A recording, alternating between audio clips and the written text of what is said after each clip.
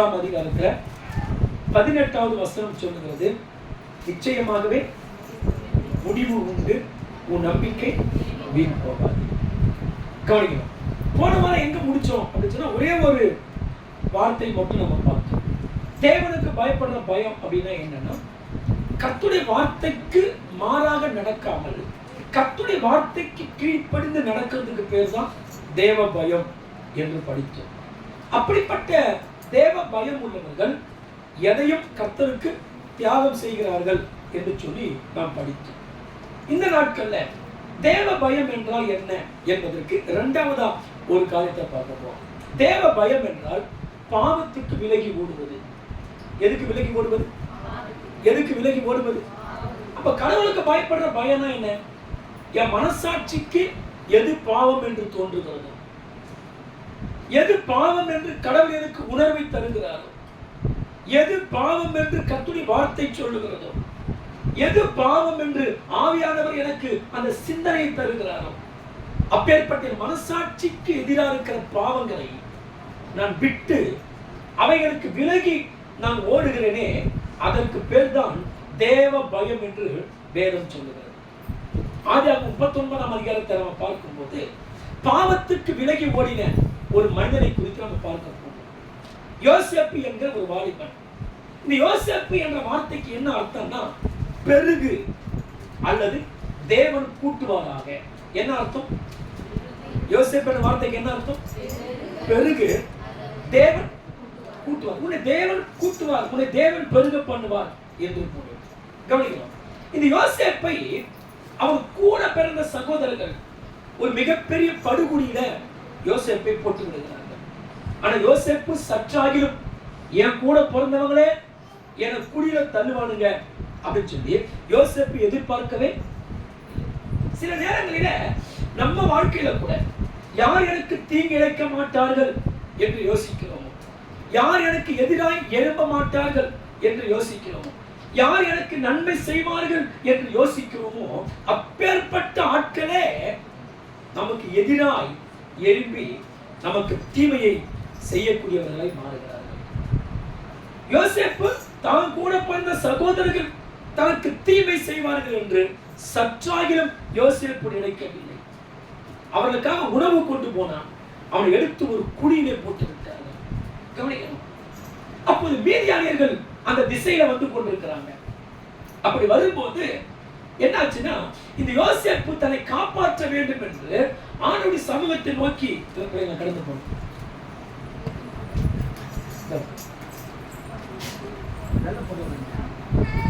Snacks கடைக்கு ஒரு சின்ன பொருளாக நல்லா கவனிக்க.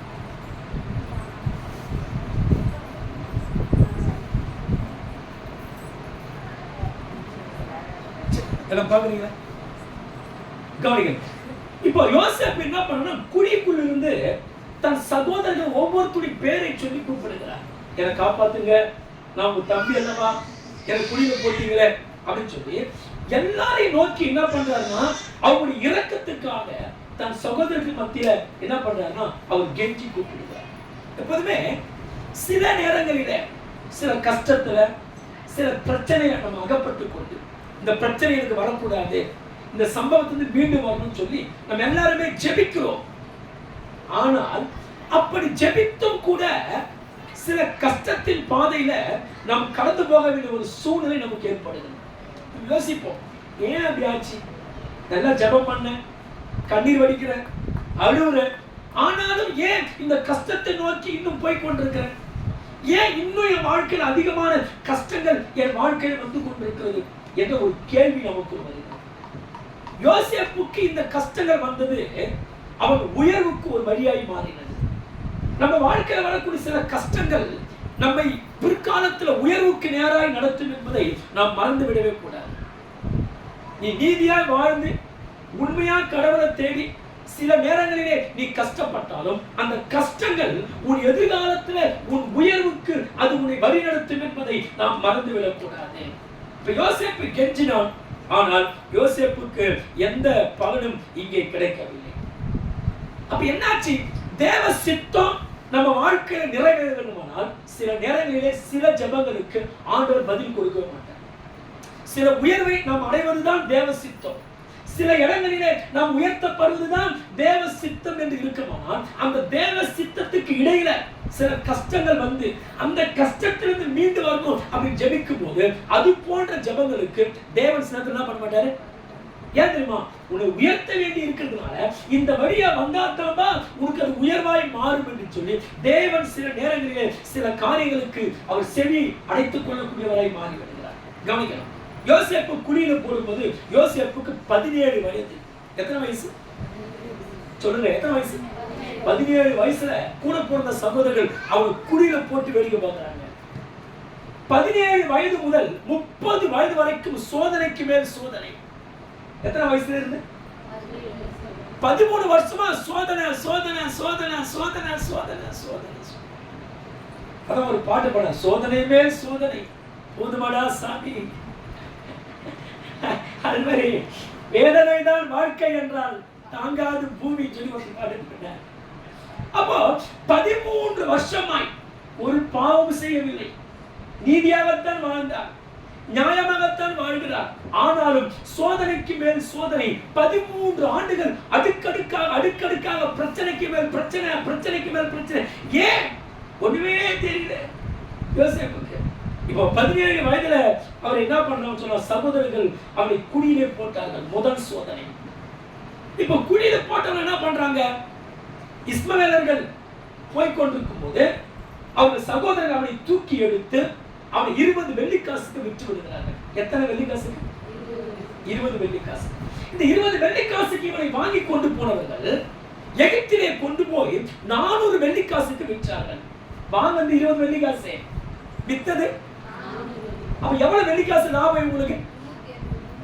உங்களுக்கு 380 வெள்ளிக்காசு யோசேப்பை வாங்கினவருக்கு லாபம். கவனிங்க, கடவுளுக்கு பயந்தவன் எங்கிருந்தாலும் லாபத்தை கொடுப்பான். கடவுளுக்கு பயந்த ஒரு மனுஷன் அவன் வீட்டுக்குள் இருந்தாலும் அந்த வீட்டுக்கு அவன் லாபமா மாறும்.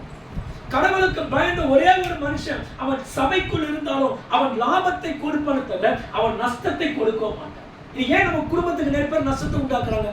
கடவுளுக்கு பயப்படாத ஒரு மனுஷன் குடும்பத்துக்கு நஷ்டத்தை கொடுத்து கொண்டிருப்பான், சபைக்கு நஷ்டமாய் மாறி கொண்டிருப்பான், தாய்க்கும் தகப்பனுக்கும் அவன் நஷ்டத்தை கொண்டு வருவான்.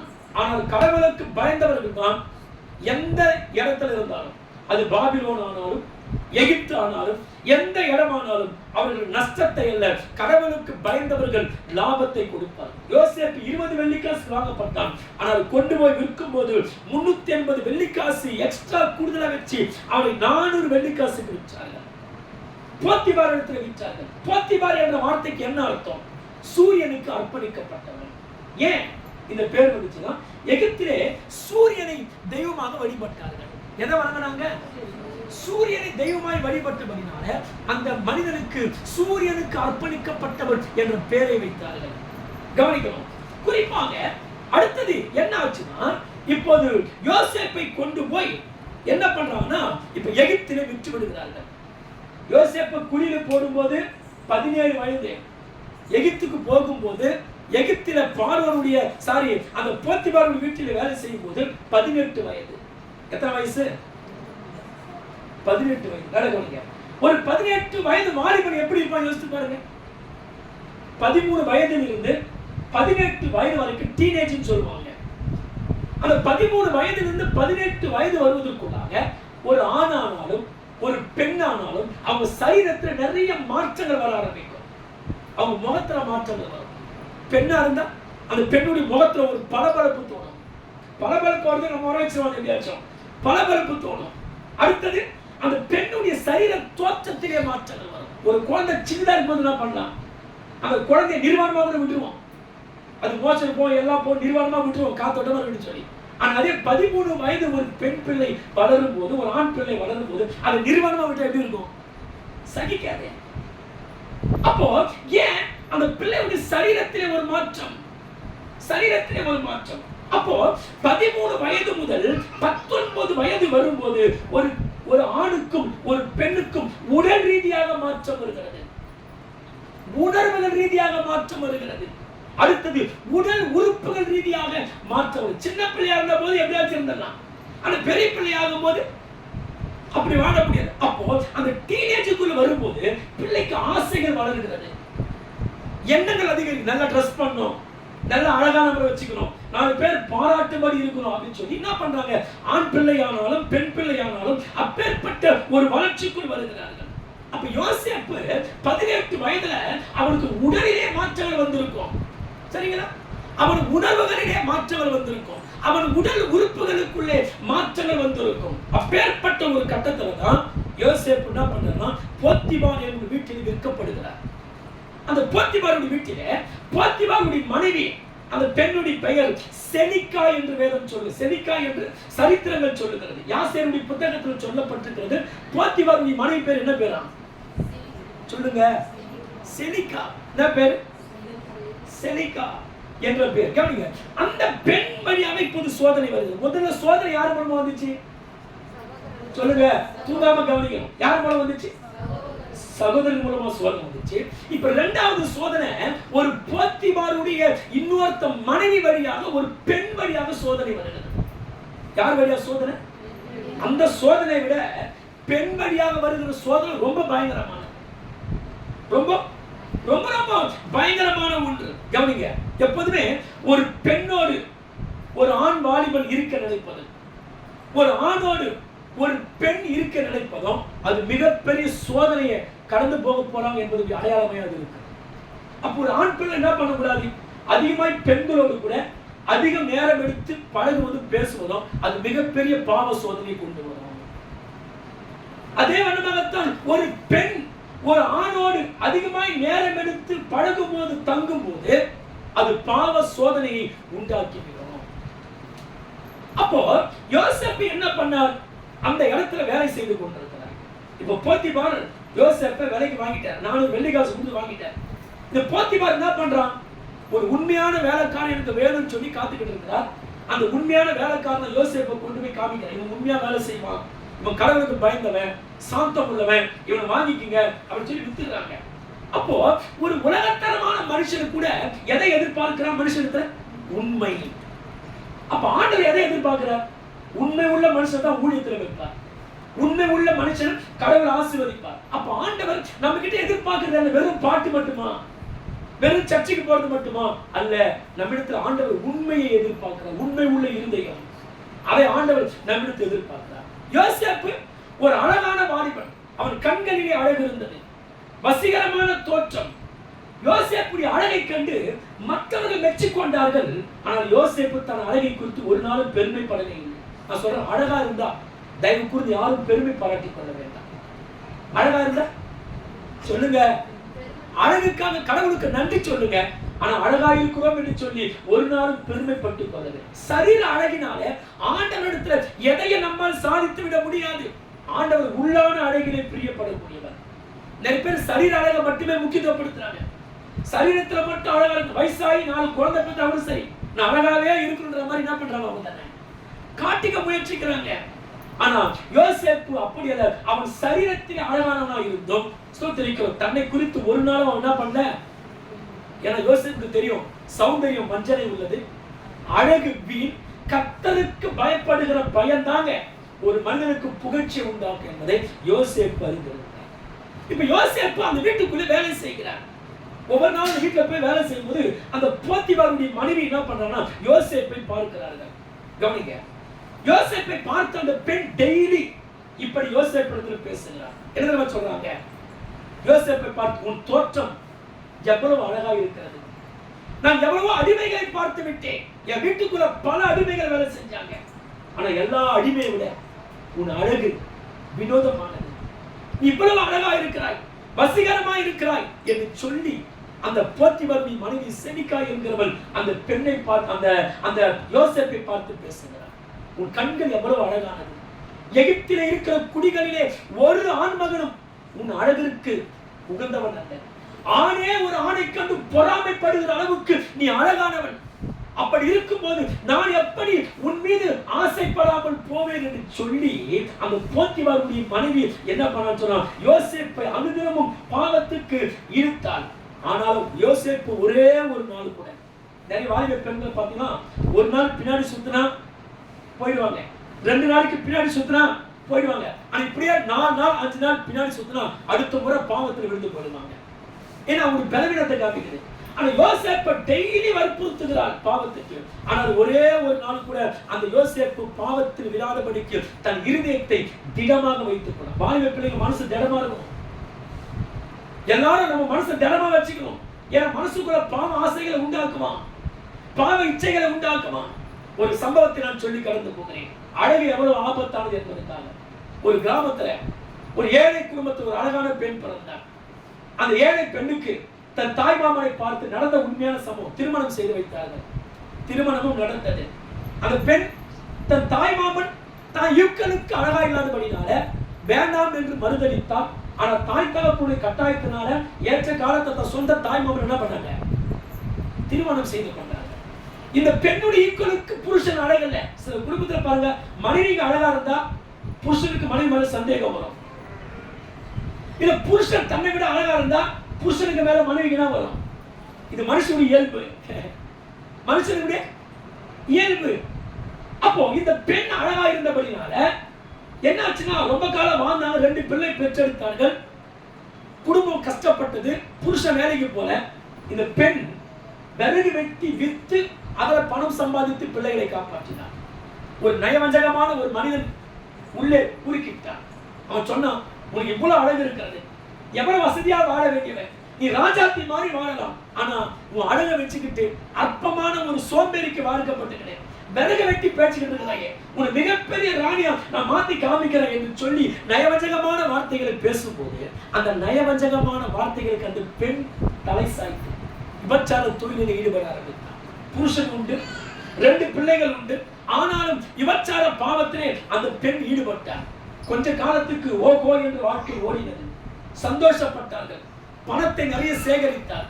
ஆனால் காலப்போக்கில் பாவம் செய்ய பாவம் செய்ய பாவம் செய்ய எய்ட்ஸ் என்கிற வியாதி அந்த பெண்ணுக்குள் வர ஆரம்பித்தது. அந்த பெண் கணவனோடு வாழ்ந்ததினாலே அந்த கணவனுக்கும் எய்ட்ஸ் வியாதி வந்தது. அவர் பெற்றெடுத்த பிள்ளைகளுக்கும் எய்ட்ஸ். இவளும் மறித்து விட்டார், புருஷனும் மறித்து விட்டார், பிள்ளைகளும் மறித்து விட்டார்கள். ஒரே ஒரு பிள்ளை பாதி சுகத்தோடும் பாதி வியாதியோடும் ஒரு கிறிஸ்தவ ஆபரேஷனில் சேர்க்கப்பட்டு அந்த பிள்ளை வளர்ந்து கொண்டிருக்கிறார். இது உண்மையா ஒரு குக்கிராமத்தில் நடந்த ஒரு உண்மையான சம்பவம். அப்ப பாருங்க, அழகு ஒரு மனிதனை வசீகரிக்கிறது. வேதம் சொல்லி வாலிபமும் இளவயதும் மாயையே. எத்தனை காலத்துக்கு அழகா இருக்க முடியும்? உன் அழகு எத்தனை காலத்துக்கு உனக்குள்ள நிற்கும்? நிக்காதே. அப்ப யோசேப்புக்கு தெரியும், என் அழகு ஒன்றுமில்லை, வெளி தோற்றத்தில் இருக்கிற அழகை விட உள்ளான தோற்றத்தின் அழகைதான் யோசேப்பு அதிகமாய் விரும்பினார். அப்ப யோசேப்பு என்ன பண்ணாருன்னு சொன்னா, இந்த பெண் ஓடி அவனை பாவத்துக்கு எடுக்கிறார். எப்போதுமே பிசாசு பாவம் செய்யக்கூடிய ஒரு வழிகளை நமக்கு ஏராளமாய் உண்டாக்கி கொடுப்பான். என்ன பண்ணுவான்? ஏராளமாய் உண்டாக்கி கொடுப்பான். இப்ப யோசேப்பு என்ன பண்ணாரு, அந்த போத்திபாருடைய மனைவியை விலைக்கு தள்ளிவிட்டு நான் எப்படி கடவுளுக்கு எதிராக பாவம் செய்வேன் என்று சொல்லி அந்த பெண்ணை விட்டு விட்டு என்ன பண்ணிட்டாருன்னா, யோசேப்பு ஸ்தோத்திரிக்கிறோம் ஓடி போய்விட்டான். இதே சம்பவம் யோசேப்புடைய குடும்பத்துல மூத்த குமாரன் ரூபன் என்கிற ஒருவன், யோசேப்புடைய மூத்த சகோதரன். இவன் என்ன பண்ணான், தன் தகப்பனுடைய மனைவியிடத்துல வேலைக்காரியாக கொடுக்கப்பட்ட பில்கால், அந்த தகப்பனுடைய மனைவியாக பில்கால் இடத்துல போய் இந்த ரூபன் தவறு செய்து போட்டான். அவனால பாவ சோதனையே ஜெயிக்க முடியல. ஆனால் கடைசி பிள்ளையாக 11வது பிள்ளையாக பிறந்த இன்னொரு பிள்ளை இருக்கிறான் பென்யமீன். ஆனா 11வது பிள்ளையாக பிறந்த சின்ன பையன் யோசேப்பு, தனக்கு முன்னாடி ஒரு சோதனை தானாய் வந்தது. அந்த பாவ சோதனையை யோசேப்பு ஜெயிக்க ஆரம்பித்தான். கவனிங்க, பாவத்தை உங்க சுயபலத்தால் ஏன் சுயபலத்தால் ஜெயிக்க முடியும்? பாவத்தை நம்ம சுயபலத்தால தேவ பலத்தை கொண்டுதான் நம்மளால பாவத்தை ஜெயிக்க முடியும். அப்ப யோசேப்பு என்ன யோசிச்சான்?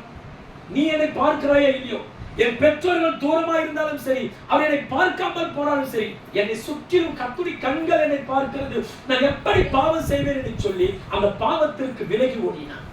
ஆனா பைபிள் சொல்லுது, ஸ்திரீயுடனே விபச்சாரம் பண்ணுகிறவன் மதிகட்டவன். அப்படி செய்கிறவன் தன் ஆத்மாவை கெடுத்து போடுகிறான். அவனுக்கு வியாதியும் வெட்கமும் அடைவான். அவன் நிந்தை அவனை விட்டு ஒழியாது. அப்போ போத்திபாருடைய மனைவி என்ன பண்ணா, எப்படியாச்சும் பாவத்துக்கு இழுத்து அவனை பாவத்துக்குள்ளாக்க வேண்டும் என்று யோசித்தாள். ஆனால் யோசேப்போ கடவுளுக்கு பயந்தபடினால அந்த பாவத்தை உதறி தள்ளிவிட்டு தான் பண்ணான். அப்ப தேவனுக்கு பயப்படுற பயம் என்ன? பாவத்துக்கு விலகி ஒரு எது பாவம் என்று தெரிகிறதோ, எது பாவம் என்று கேள்விப்படுகிறதோ, எது பாவம் என்று மனசாட்சி நம்மை உணர்த்துகிறதோ அந்த பாவத்துக்கு விலகி ஓடுகிறோமே, அதுதான் கடவுளுக்கு பயப்படுகிறது. இப்ப என்னாச்சு? போத்திபாருடைய மனைவி சத்தம் போடுகிறார். இவன் ஓடிட்டான் யோசேப்பு. இப்ப எப்படியாச்சும் அவன் மாட்டி கொடுத்துட்டு போறான் நம்மள. அதுக்கு முன்னாடி அவனை நம்ம மாட்டி கொடுக்கணும் என்று சொல்லி இந்த பெண் சத்தம் போட்டு கூப்பிட்டார். நீங்கள் யாரையாவது 39ஆம் அதிகாரத்துல 14 முதல் 18க்குள்ள வாசிச்சீங்களா? 3 முறை அந்த பெண் சொல்லுகிறார். அவள் சத்தமிட்டு கூப்பிட்டாள், சத்தமிட்டு கூப்பிட்டாள், சத்தமிட்டு கூப்பிட்டாள். யார் சத்தமிட்டு கூப்பிடுது? கவனிங்க. எப்பவுமே ஒழுக்கங்கெட்ட பெண்கள் தான் எந்த இடத்துல சத்தம் போட்டுக்கிட்டே இருப்பாங்க. சில பெண்கள் பாருங்க, நடுத்தரு நின்று சத்தம் போட்டுக்கிட்டு இருப்பாங்க, பஸ்ல நின்று சத்தம் போடுவாங்க, பொதுமக்கள் மத்தியில் பொது வெளியில சத்தம் போட்டு பேசுவாங்க. என்ன? ஒழுக்கங்கெட்டவங்களுக்குள்ள தான் சத்தங்கள் மிகுதியா வரும். அப்போ இந்த பெண் எப்படிப்பட்டவர்? ஒழுக்கங்கெட்ட பெண்ணா இருந்தா. ஒழுக்கங்கெட்ட பெண்களுக்கு வாய் கொஞ்சம் நீளமா தான் இருக்கும். இந்த பெண் ஒழுக்கங்கெட்ட பெண்களும் வாயாடிகளும் அடங்காதவர்களும் எப்போதுமே சத்தமிட்டு கொண்டே இருப்பார்கள். அதான் பைபிள் சொல்லி இயேசு கிறிஸ்து சொன்னார், அவர் வீதியிலே சத்தமிடுவது இல்லை. அப்போ ஒழுக்கம் உள்ளவர்களுக்கு எங்க சத்தமா பேசணும், எங்க சத்தமா பேசணும் தெரிய வருது. நிறைய பேர் பாருங்க, நடு ரோட்ல கூட்டத்துக்கு மத்தியில எந்த இடத்துல பேசக்கூடாதோ அதெல்லாம் மறந்து நடு ரோட்ல சத்தம் போட்டு கத்திக்கிட்டு இருப்பாங்க. என்ன காரணம்? ஒழுக்கம் தெரியல. அப்ப ஒழுக்கம் தெரிந்தவர்கள் சத்தமாய் பேசக்கூடாத இடத்துல பேச மாட்டாங்க. அப்ப என்னாச்சு? இந்த பெண் ஒரு ஒழுக்கம் கெட்டவள். இவர் இதே போல யோசேப்பை எப்படி பாவத்துக்கு இழுத்தாலோ அதே போல இவர் பல பேரிடத்துல பாவம் செய்தார் என்று சொல்லி சில சரித்திர ஆதாரங்கள் சொல்லுகிறார். கவனிக்கணும். அப்போ யோசேப்பு எப்படி இருக்கிறார்? இப்ப இந்த பெண் தப்பு பண்ணது இவன், ஆனா சத்தம் போறது யாரு? தப்பு பண்ணது யோசேப்பா போத்திபாருடைய மனைவியா?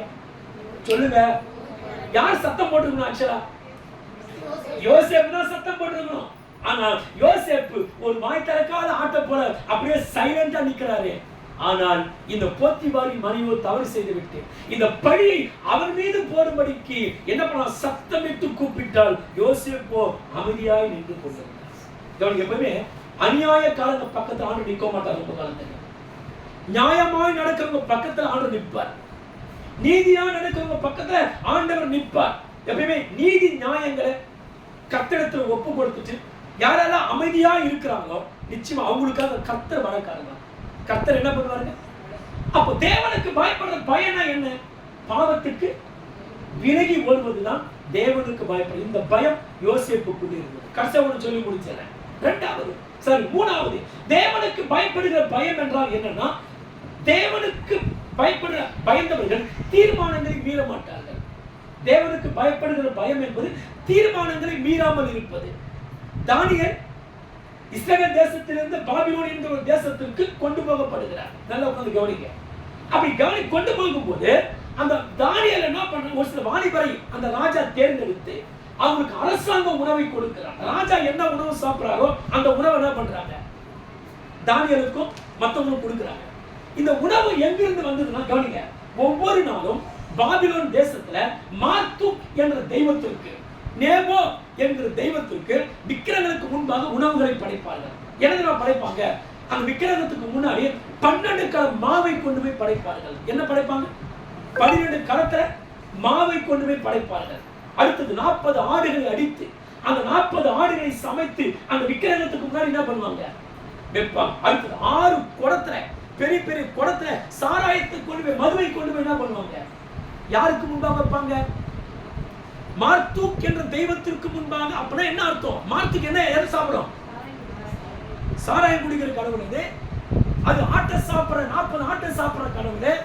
அது மாவாளி சாப்பிடுற கடவுள் என்ற அர்த்தத்துல அதுக்கு முன்னாடி கொண்டு உணவை படைப்பார். நிலவணிங்க, ஜீவன் இல்லாதவைகளுக்கு முன்பாக உணவை படைச்சு என்ன லாபம்? ஜீவன் இல்லாத ஒன்றுக்கு முன்னாடி உணவை கொண்டு போய் வச்சு என்ன லாபம்? ஏதாவது லாபம் இருக்குதா? லாபம் இருக்கா சொல்லுங்க. செத்தவனுக்கு முன்னாடி, ஜீவனே போனவனுக்கு முன்னாடி நம்ம கொண்டு போய் உணவை வச்சு அந்த உணவினால் என்ன லாபம்? செத்தவனுக்கு முன்னாடி உணவு வைக்கிறது அது விக்கிரக வழிபாடு. நீ எத்தனை கிறிஸ்தவ நம்ம வீட்டில் வந்து செத்து போனா என்ன பண்றோம்? சொல்லுங்க, என்ன பண்றோம்? சொல்லுங்க, நீங்க வச்சதே இல்லையா? நம்ம வீட்டுல வந்து செத்து போயிட்டாலும் என்ன பண்றோம்? அவருக்கு நல்லா பிடிச்ச உணவுப்பா, கொஞ்சம் சாப்பிட்டோம். சாப்பிட்டாரா?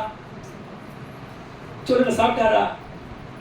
மூடத்தனமா இல்லை, இது விக்கிரக வழிபாடு. இது சத்தவங்க போட்டோக்கு முன்னாடி படம் வைக்கிறது, அவரு வைக்கிறது, வாழைப்பழம் வைக்கிறது, இதை வைக்கிறது, அதை வைக்கிறது, இதெல்லாம் ஒரு விக்கிரக வழிபாடு. நிறைய குடும்பத்தை வச்சுட்டு பாஸ்டர் கூட, பாஸ்டர் வந்து ஜெபம் பண்ணுங்க. பாஸ்டர் எதுக்கு ஜெபம் பண்ணணும்? எதுக்கு ஜெபம் பண்ணணும்? நீ செய்யறது பாவம், மன்னின்னு ஜெபம் பண்ணுமா? இல்ல கண்கள் திறக்கப்ப எதுக்கு ஜெபம் பண்ண பாஸ்டர்? அப்ப ஜீவன் இல்லாத ஒரு சிலைகளுக்கு முன்பாக, ஜீவனே போன ஒரு உருவத்துக்கு முன்பாக எதையும் நாம் வைப்பது அது பாபிலோனிய வழிபாடு. சொல்லுங்க பாக்கலாம். ஜீவன் இல்லாத ஒரு விக்கிரகத்துக்கு முன்பாக, ஒரு போட்டோக்கு முன்பாக படைப்பது பாபிலோனிய வழிபாடு. அது பாவமானது, அதை நான் செய்யவே கூடாது, செய்யக்கூடாது, அது பாவம். அதெல்லாம் செஞ்சாங்க. இங்க அப்ப என்ன பண்ணும்? ஒவ்வொரு நாளும் கொண்டு போய் இதை படைப்பாங்க. இப்படி படைக்கப்பட்ட உணவை தான் ராஜாவுடைய அரண்மனைக்கு கொண்டு வருவாங்க. அப்ப ராஜா பாதி சாப்பிட்டு மீதி உணவு யாருக்கு கொடுப்பாரு? தானியேலுக்கு, மற்றவங்க கொடுப்பாரு. ஆனா தானியேல் என்ன பண்ணா, இப்படி கொடுத்த உணவை அவர் ஒரு நாளும் சாப்பிடவில்லை. எப்பவுமே கடவுளுக்கு பயந்தவங்க மது அருந்தவே மாட்டாங்க. இந்த சரீரம் கடவுள் கொடுத்த சரீரம். இந்த சரீரத்தை யார் ஒருவரும் தீட்டுப்படுத்தவோ கெடுத்துக் கொள்ளவோ கூடாது. இந்த சரீரத்தை நான் பாவம் செய்து கெடுத்தால் அந்த சரீரத்தை கடவுளே கெடுத்து போடுவார். இந்த சரீரம் கர்த்தர் தங்குகிற ஆலயம். எத்தனை பேர் கவனிக்கிறீங்க? இந்த சரீரம் யார் தங்குற ஆலயம்?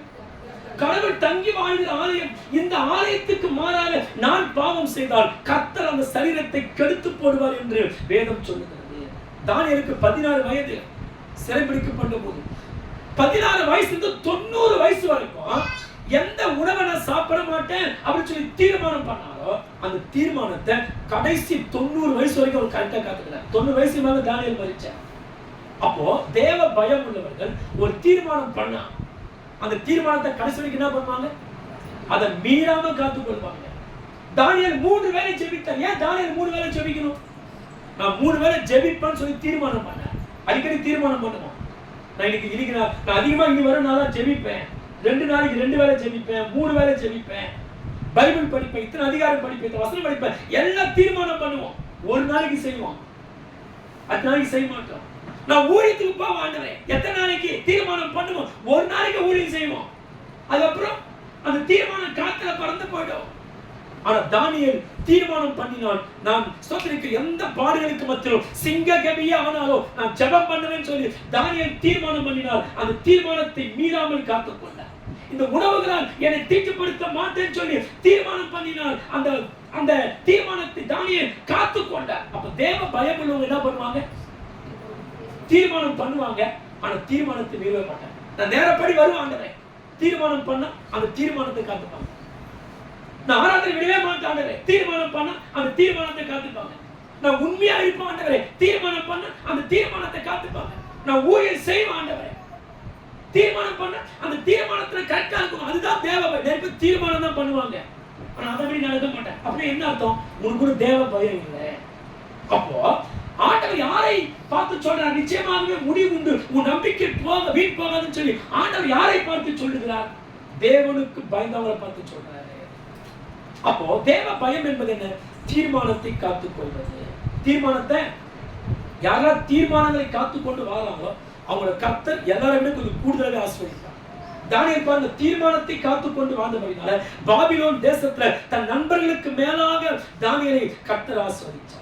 அப்படின்னா தேவனுக்கு பயப்படுகிற பயம் என்றால் என்ன? சென்ற வாரம் பார்த்தோம், கர்த்தருடைய வார்த்தைக்கு கீழ்ப்படிந்து நடக்கிறது தான் தேவ பயம். இந்த வாரம் 2 காரியம் பார்த்தோம். பாவத்துக்கு விலகி ஓடுவதுதான் தேவ பயம். இன்னொன்று தேவ பயம் என்பது தீர்மானங்கள் மீறாமல் வாழ்வதுதான் தேவ பயம். அப்போ இப்பேற்பட்ட இந்த தேவ பயத்தோடு நம்ம அனுதினமும் வாழ்வோமானால் அப்பேற்பட்ட ஆட்களை பார்த்து ஆண்டவர் சொன்னார், நாள்தோறும் எனக்கு பயந்திருக்கிற உன் வாழ்க்கையில நிச்சயமாகவே முடிவு உண்டு. உன் நம்பிக்கை என்ன பண்ணாதீங்க. கர்த்தருக்கு பயந்தவங்க தேவ மனிதர்களை மதித்து நடப்பார்கள். சவுல் பாருங்க, பைபிள்ல தாவீதை கொலை செய்ய வகை தேடுகிறான். ஆனா தாவீது சவுல் மேல அபிஷேகம் இருக்கிறதுனால தாவீது சொல்கிறான், அபிஷேகம் பண்ணப்பட்டவங்க என் கையை என்ன பண்ண மாட்டேன். அப்ப தேவ பயம் உள்ளவர்கள் தேவ ஊழியக்காரனை அவமதிக்க மாட்டார்கள், தேவ ஊழியக்காரனை பரியாசம் பண்ண மாட்டார்கள், தேவ ஊழியக்காரனுக்கு மாறாக தன் கரங்களை அவர் நீட்ட மாட்டார்கள். கவனிக்கணும். அப்ப ஆண்டவர் சொல்லுகிறார், ஸ்தோத்திரிக்கிறோம், இப்படி நாள்தோறும் நீ எனக்கு பயந்து நடந்தால், எனக்கு பயந்து நடக்க உன் வாழ்க்கையில நீ எதிர்பார்த்திருக்கிற எதிர்பார்ப்ப நான் நிச்சயம் நிறைவேற்றுவேன். நிச்சயமாக ஒரு முடிவு உண்டு. உன் நம்பிக்கை என்ன பண்ணாது? ஆபிரகாம் 100 வயசு வரைக்கும் ஒரு குழந்தை பிறக்காதா, எனக்கும் ஒரு குழந்தை பிறக்காதா, அந்த குழந்தை தூக்கி நான் கொஞ்ச மாட்டேனா சொல்லி ஆபிரகாம் 100 வயசு வரைக்கும் எதிர்பார்த்திருந்தார். ஆனால் 100வது வயசுல தான் அவர் எதிர்பார்த்த எதிர்பார்ப்பை ஆண்டவர் அவருக்கு நிறைவேற்றினார். அவர் நம்பிக்கை வீண் போகவில்லை. யோசேப்பு எப்பயாச்சும் சிறையிருப்பு மாறுமா? நான் போன வாரம் உபவாசம் சொன்னேன். எப்பவுமே நீதியாய் நடக்கக்கூடியவங்களுக்கு, நியாயமா நடக்கக்கூடியவங்களுக்கு, உண்மையாய் கடவுளுக்கு பயந்து வாழக்கூடியவங்களுக்கு எப்பவுமே நீதி தாமதமாகத்தான் கிடைக்கும், பலன் தாமதமாகத்தான். நேர்மையாக யோசிப்பு, நான் நீதியா வாழ்கிறேனே, நான் நியாயமா வாழ்கிறேனே, ஏன் எனக்கு பதவி கிடைக்கல, ஏன் எனக்கு பலன் கிடைக்கல? நான் சொல்றேன், கர்த்தருக்கு பயந்தவர்களுக்கு, நீதியாய் நடக்கக்கூடியவர்களுக்கு எப்போதுமே பலன் கால தாமதமாகவே கிடைக்கும். எதை சொல்லுங்க பாருங்க. நீதியா நடக்கிறவங்களுக்கும், கடவுளுக்கு பயந்தவங்களுக்கும், உண்மையா கடவுளை தேடுறவங்களுக்கும், நியாயமா நடக்கிறவங்களுக்கும் பலன் தாமதமா தான் கிடைக்கும், சீக்கிரம் கிடைக்காது. ஆனா அநியாயக்காரனுக்கு சீக்கிரம் கிடைச்சிடும். நீ பயப்படாத, உனக்கு பலமா காத்திருக்கும். சொல்றது புரியுதுங்களா? அப்ப என்ன ஸ்தோத்திரிக்கிறோம்? ஆண்டவர் சொல்றாரு, இப்படி நீ தேவனுக்கு பயந்து நடந்தால் உன் எதிர்பார்ப்பை நான் நிறைவேற்றுவேன் என்று ஆண்டவர் சொல்றார். ஆனா இதே தாவீது எடுத்து பாருங்க. தாவீதுக்குள் ஒரு எதிர்பார்ப்பு இருந்தது. தாவீது என்ன பண்ணாரு? உரியா என்கிற ஒருத்தன் மனைவியை, உரியாவை கொன்று விட்டு அந்த உரியா என்கிற பெண்ணை இவன் எடுத்துக்கொண்டான். இவன் அப்படி சேர்ந்து புருஷன் இருக்கும் போதே பிள்ளையை ஸ்தோத்திரிக்கிறோம், இன்னொருத்தனின் மனைவியோடு கூட சேர்த்து வாழ்ந்து பிள்ளையை பெற்றெடுத்தான். நல்ல கவனிக்கணும், சொல்லி முடிக்க போற கடைசியா. இப்படி பாவத்துல ஒரு பிள்ளை இன்னொருத்தனின் மனைவி வழியாக பெற்றுக்கொண்டான். இப்படி பெற்றுக்கொண்டபடினால அந்த பிள்ளை சற்று வளர்ந்து வரும்போது அந்த பிள்ளைகளுக்கு வியாதி வந்தது. அந்த பிள்ளை வியாதிப்பட்டு சாகக்கூடிய தருவாயில் இருந்ததாம். நல்ல கவனிக்கணும். பாவம் வியாதியை கொண்டு வரும். எதை கொண்டு வரும் சொல்லுங்க? ஆனா சில நேரத்துல வியாதி வந்து டாக்டரோட போய் சுகமாக சொன்னா நீங்க யோசிக்கிறோம், என் பாவத்தினால சில வியாதி வந்திருக்குதா? பாவத்தினால் வந்த வியாதிக்கு ஊசி மருந்து மாத்திரைகள் சுரட்டை கொடுத்தார். பாவ மன்னிப்பு எடுத்தா தான் உங்களுக்கு சுகம் கிடைக்கும்.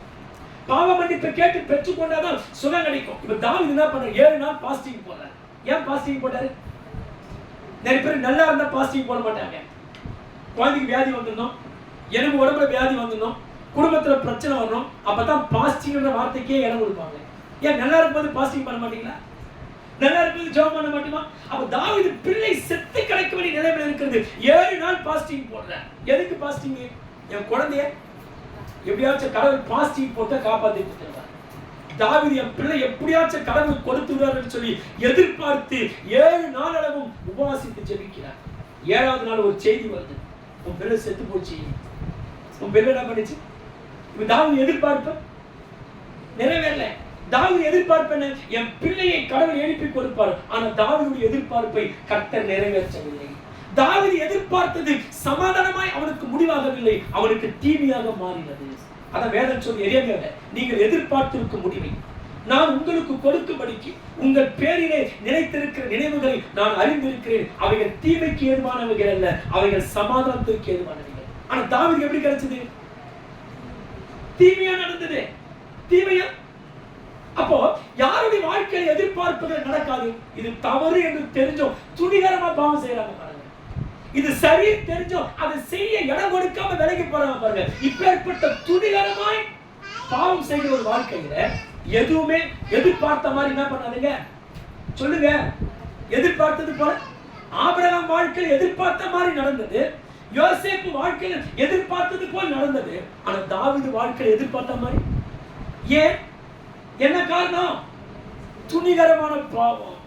தேவனுக்கு பயப்படாமல் துணிகரமாய் பாவத்தை விழுந்தபடினாலே அவன் வாழ்க்கையில அவன் எதிர்பார்த்த பிள்ளையை பிழைக்காமல் அந்த பிள்ளை மரித்து போனான். பாவத்தில் கிடைக்கிற பலன், பாவத்தில் கிடைக்கிற வெகுமதிகள், பாவத்தில் வரக்கூடிய ஆசீர்வாதம் நம்ம விட்டு விலகி போறது நமக்கு நல்லது. பாவத்தால் வந்த பிள்ளை ஸ்தோத்திரிக்கிறோம், இவன் கரத்துல கிடைக்காம அந்த பிள்ளை என்ன பண்ணிடுச்சு? அது மாண்டு போனது. அப்ப பாவத்துல கிடைக்கிற எதுவுமே நமக்கு ஸ்டாண்டர்டு, பாவத்துல வரக்கூடிய ஆசீர்வாதம் நமக்கு நிரந்தரம் அல்ல. பாவம் செஞ்சு சம்பாதிக்கிற வருமானம் நமக்கு நிரந்தரம் அல்ல. கடவுளுக்கு பயந்தா நம்ம சந்ததியை கர்த்தர் ஆசீர்வதிப்பார். சொல்லுங்க, கடவுளுக்கு பயப்படுற சந்ததியை கர்த்தர் என்ன பண்ணுவார்?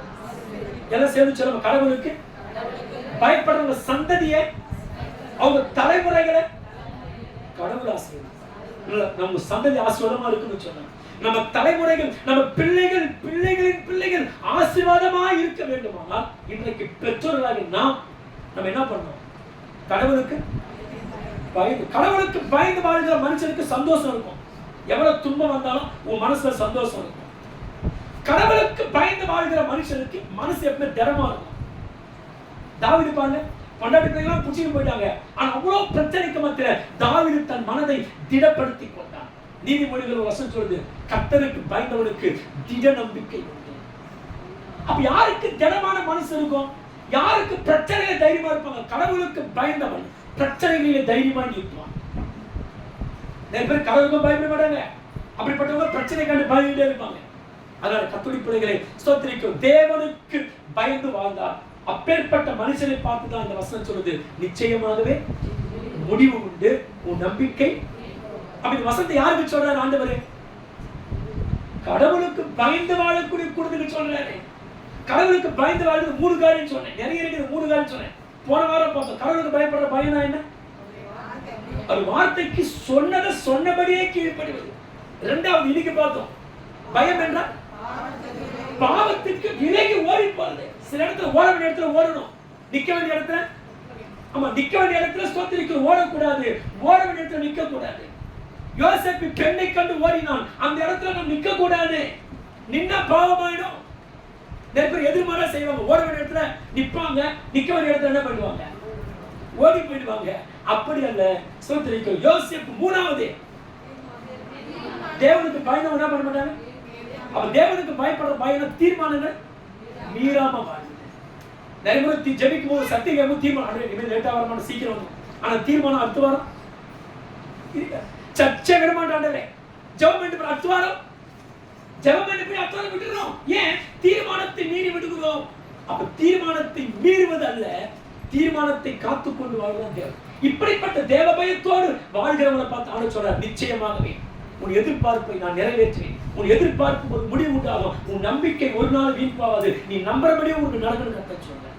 ஒரு இருக்கிற நீங்க சில காரியங்களை எதிர்பார்த்து காத்திருந்து, எனக்கு இது நடக்குமா, என் ஊழியத்துல, குடும்பத்துல, வீட்டு காரியத்துல, பிள்ளைங்க வாழ்க்கையில இது நடக்குமான்னு சொல்லி கண்ணீரோடு ஜெபித்து நீங்கள் காத்திருக்கலாம். ஆனா அப்பேற்பட்ட நம்மை பார்த்து கர்த்தருடைய வார்த்தை சொல்கிறது, நிச்சயமாகவே கர்த்தருக்கு பயந்து வாழ்கிற உன் வாழ்க்கையில நீ எதிர்பார்க்கிறதற்கு ஒரு முடிவை நான் உண்டாக்குவேன். உன் நம்பிக்கையை நான் வீண் போக விட மாட்டேன். உன் நம்பினது, நீ நம்பி எதிர்பார்த்திருப்பது நிச்சயமாக உனக்கு வரும் என்று கர்த்தர் சொல்லுகிறார். செய்தியுடைய தலைப்பு என்ன? நிச்சயமாக முடிவு உண்டு, நம்பிக்கை.